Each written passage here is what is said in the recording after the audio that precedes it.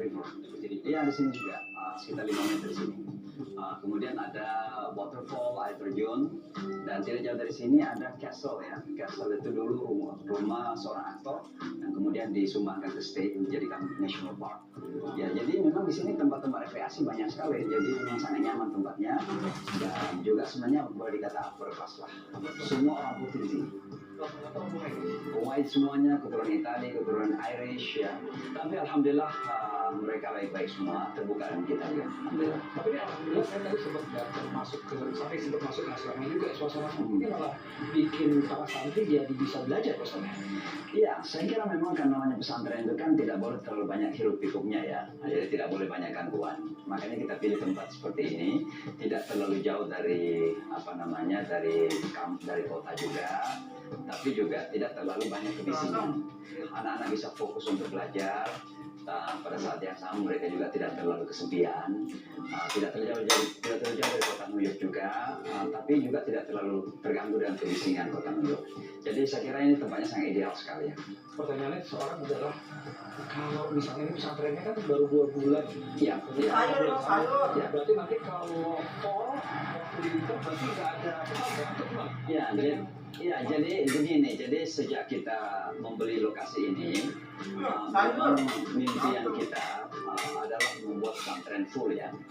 Tapi ini kan perlu proses ya. Pertama kita sudah memiliki propertinya 7,5 hektar tanah dengan beberapa gedung tua yang sudah kita renovasi. Luasnya 10 Tapi untuk 11 hektar pesantren yang full tentu perlu fasilitas yang lain. Minimal ada masjid, ada asrama, ada gedung sekolah. Nah itu belum kita miliki. Dan oleh karenanya kita manfaatkan gedung-gedung yang ada sekarang ini untuk kegiatan-kegiatan musiman, seasonal sifatnya. Ya, betul. Ya, nanti di musim dingin kalau ada liburan mereka kesini juga.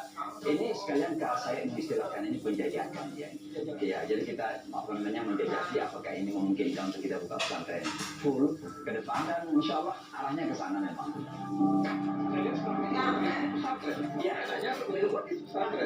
Iya, sudah ada beberapa. Jadi karena kalau buat di school mereka tahu. Ya, jadi sudah ada beberapa orang yang datang bertanya, apa maksudnya ini? Nah, kita menjelaskan. Have you heard the word madrasah? Sudah pernah mendengarkan kata madrasah? Nah, ternyata ketika mendengarkan kata madrasah itu sudah ada asumsi-asumsi yang negatif kan? Oh, madrasah itu Taliban misalnya, karena Taliban itu dari madrasah. Gitu.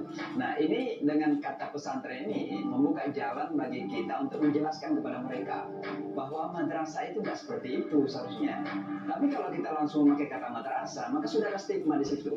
Maka saya ingin menghindari stigma yang sudah langsung gitu, sehingga membuka peluang untuk mereka bertanya tentang apa itu pesantren. Nah kalau sudah mereka bertanya tentang pesantren, ini kesempatan bagi kita untuk menjelaskan tidak saja mengenai Islam, tapi juga mengenai Islam Indonesia. Karena pesantren itu adalah Indonesia. Pesantren itu artinya kata-kata dari bahasa Indonesia. Iya, dan itu adalah merupakan thaqafah atau merupakan Indonesian sebuah warisan Indonesia lah ya. Dan tidak dimiliki oleh negara muslim manapun kata pesantren itu. Nah sehingga saya tetap memakai bahasa Indonesia ini untuk membakukan, menjadi baku ke dalam bahasa internasional bahwa pesantren itu adalah sebuah sistem pendidikan Islam yang tidak kalah dari pendidikan Islam yang lain. Apakah itu madrasah di Timur Tengah, apakah itu madrasah di Asia Selatan yang rata-rata membentuk guru-guru yang misalnya tradisional lalu merasa kemudian menjadi ulama. Nah kita ingin merubah stigma itu, tapi bukan dengan kata-kata, tapi dengan aksi. Nah, pesantren itu memiliki kekhasan, keunikan. Punya keunikan tertentu yang terkadang tidak dimiliki orang lain. Ya misalnya bagaimana mereka tinggal di dalam, kiai membangun keteladanan kepada murid-muridnya, bukan sekedar transfer informasi dalam hal di ilmu ya, tapi transfer karakter juga kan. Bagaimana seorang kiai menjadi teladan di situ kepada murid-muridnya untuk bisa hidup secara independen, membangun akhlakul karimah dan seterusnya. Tapi sebenarnya impian saya yang terbesar dengan kata pesantren ini adalah ingin menyampaikan kepada dunia, dan ini saya sampaikan mana-mana, bahwa Indonesia is the largest Muslim country, dan karenanya kita perlu berada di garda terdepan untuk menampilkan Islam ini sebagai alternatif ya, bukan Islam yang dianggap membahayakan, Islam yang mengancam, tapi justru Islam sebagai alternatif solusi bagi masalah dunia kita.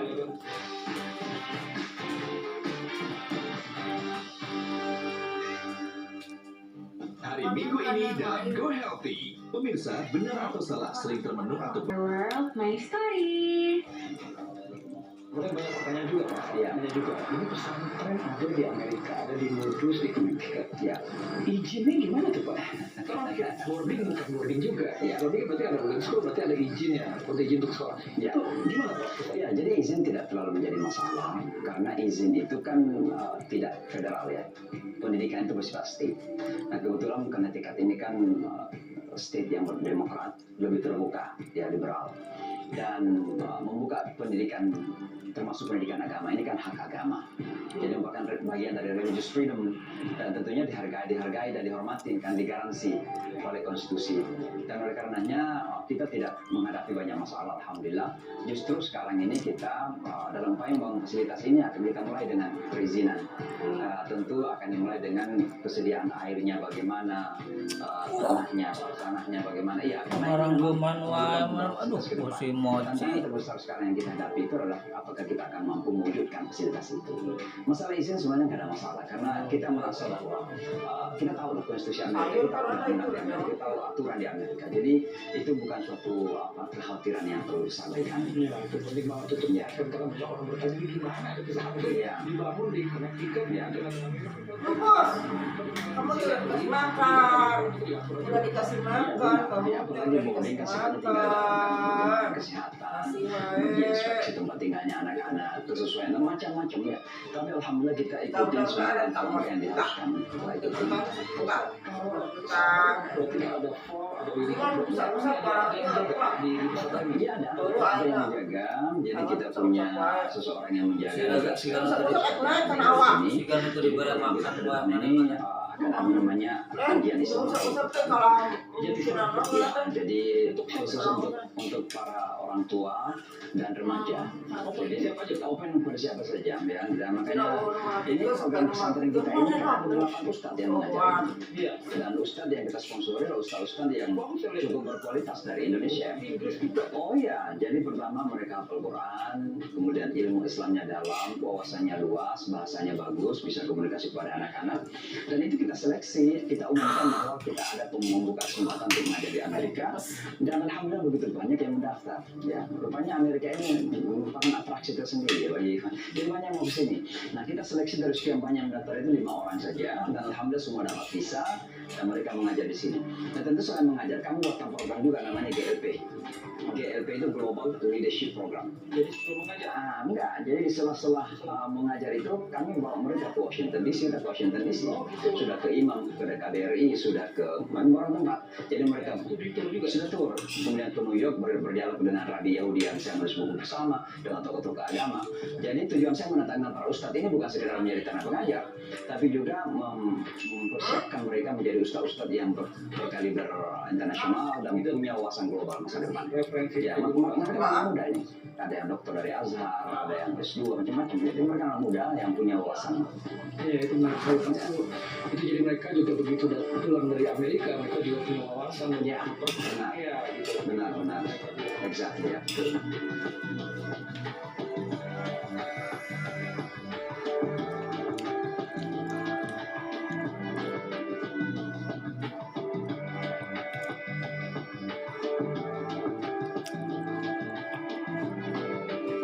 Ini nanti rencananya, tadi saya dengerin Pak Ustadz juga gitu kan, ini wah akan jadi pesantren. Ya.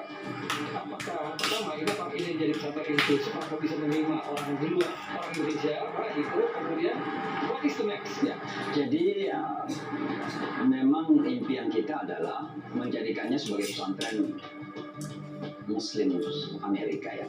Muslim Amerika Iya. bukan hanya Orang Indonesia menjadi bagian dari Amerika. kalau saya dana dari Turki. Ya, ada Bangladesh tahu. Tahun 2019 kita ada program tahfiz Quran sebulan penuh di sini. Itu ada beberapa Bangladesh yang ikut. Ya, kemudian ada Guyana. Sekarang pun ada orang Sri Lanka itu ayahnya, ibunya orang Indonesia, tapi ayahnya orang Sri Lanka ikut. Nah, jadi tujuan kita memang untuk semua. Bahkan sebenarnya ya, lebih dari itu. Kalau misalnya nanti sekolah kita ini berkembang dan maju, kualitas kualitasnya diakui oleh pemerintah dan ada non-muslim yang mendaftar. Why not? Karena di pesantren ini nanti kita akan pelajari mata pelajaran yang utama, matematika, bahasa, sains, kemudian ilmu sosial. Hanya 4 saja kan di sekolah umum itu. Nah, selebihnya kita yang atur apa yang kita ajarkan dari segi akhlak, fikih, sirah, Al-Quran, bahasa Arab misalnya. Nah, ini kan kita yang tambah. Nah, jadi mereka bisa menjadi mahasiswa terutama di sini kemanapun, ya tapi ada apa namanya modal keilmuan Islam untuk mereka kemana saja gitu. Jadi ini akan terbuka kepada siapa saja. Ya, dan sampai itu saya juga cara pengajaran juga sangat kreatif ya. Jadi bukan hanya belajar Al-Quran, tapi juga bagaimana bersahabat, bagaimana bersahabat. Tadi ada lihat ada mijit-mijit orang itu juga. Terbayang juga main skateboard itu juga pernah, dan saya lihat bersatu karena ini kan dari macam-macam usia itu macam-macam usia itu. Ya, jadi saya mengistilahkan itu mereka di sini bukan sekedar mentransfer ilmu ya, belajar keilmuan saja.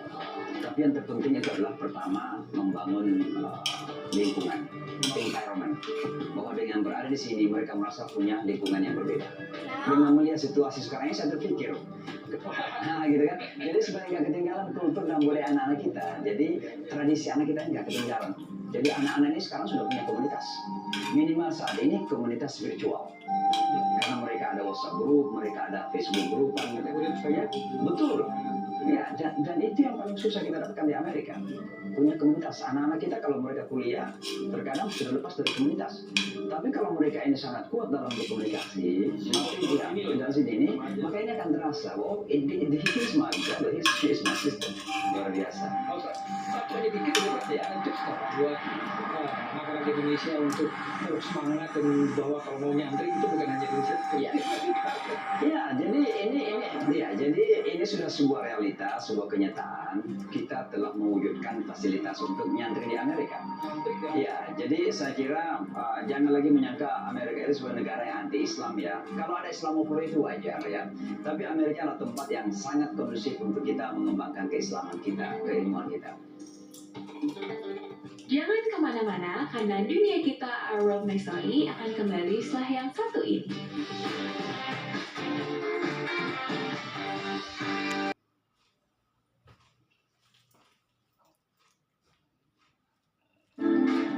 Kita udah benar-benar sore hari, udara seperti ini, dan alhamdulillah bagus ya, walaupun agak panas tapi enak ya, mereka ada masalah dengan udara ya.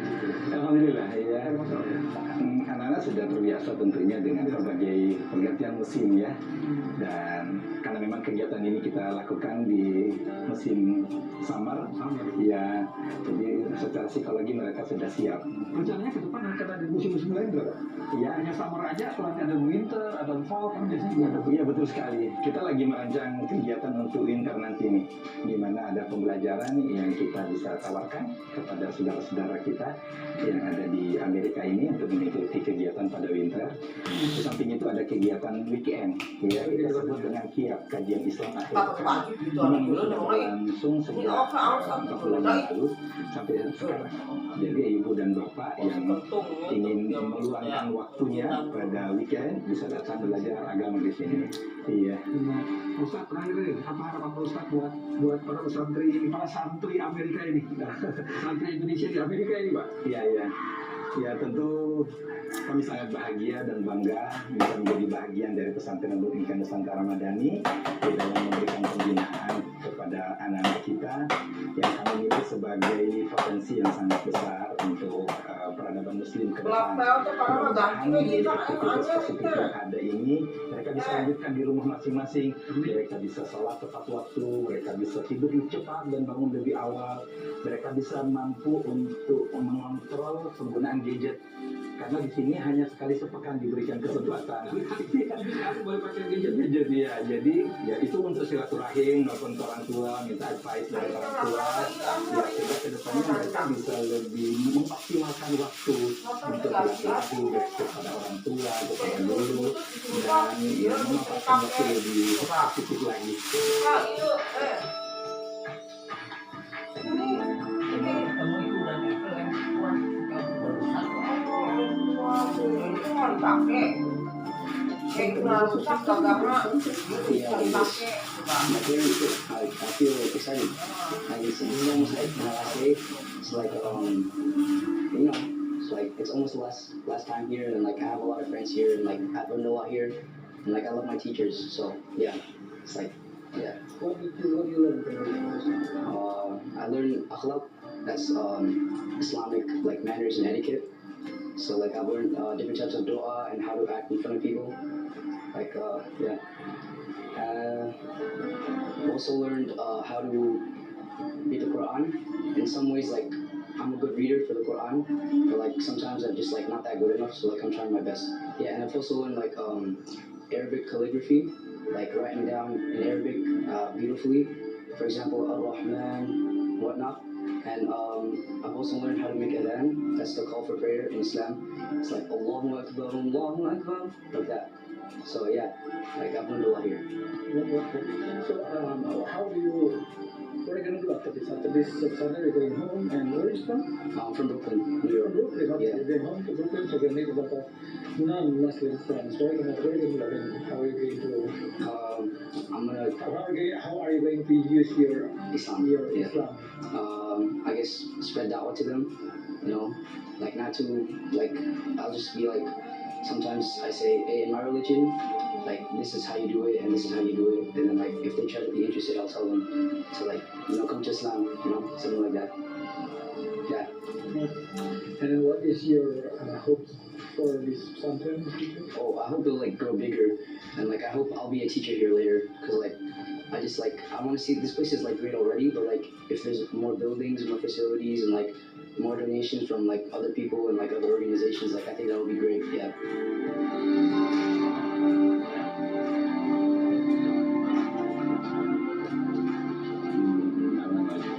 Cara ngomong in public, ngasih ceramah, saya kan mimpi jadi ustad, pengen jadi ustad gitu, kayak public figure, bisa berdakwah, ntar pas dewasa, ntar saya bisa mengajar jadi guru insya Allah, karena kan dibilangin ada hadis khairukum man ta'allama al-Qur'ana wa 'allama. The best of you is the one who learns and teaches Quran. Jadi saya pengen mempelajari Quran dan ingin apa sih mengajarkan juga.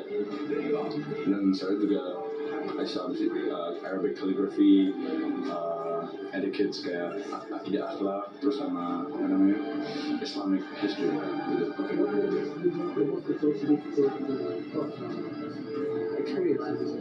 Di sini semuanya sih for myself ya, itu aku gampang-gampang aja karena saya juga udah pernah lewatin kayak gini. Saya di Amerika pun udah masuk pesantren.